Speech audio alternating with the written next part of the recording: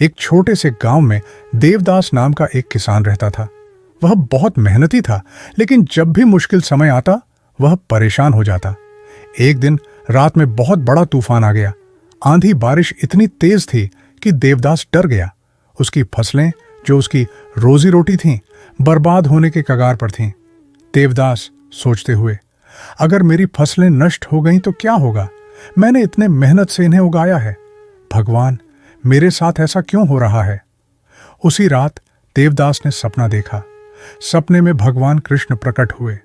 उनके चेहरे पर एक प्यारी मुस्कान थी और वह बहुत शांत थे।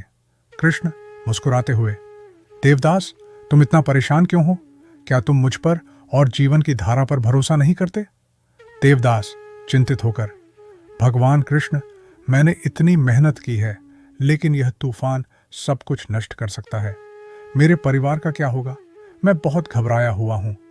कृष्ण शांत स्वर में, देवदास, भगवत गीता की यह बात याद रखो, कर्मण्येवाधिकारस्ते मां फलेषु कदाचन। इसका मतलब है कि तुम्हें अपने काम पर ध्यान देना चाहिए, न कि उसके परिणाम पर। मेहनत करना तुम्हारा काम है और फल की चिंता मत करो। देवदास थोड़ा उलझन में, लेकिन भगवान, मैं परिणाम के बारे में कैसे न सोचूं? मेरा परिवार मुझ पर निर्भर है।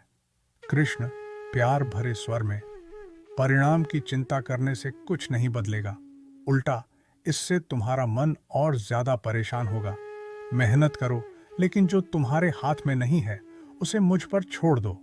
यह तूफान तुम्हारी कुछ फसलें बर्बाद कर सकता है, लेकिन तुम्हारी मेहनत, हिम्मत और भरोसे को कभी बर्बाद नहीं कर सकता। यही तुम्हारी असली ताकत है। अगली सुबह देवदास जब जागा तो उसके मन में अजीब सी शांति थी। तूफान थम चुका था। वह अपने खेत की ओर गया।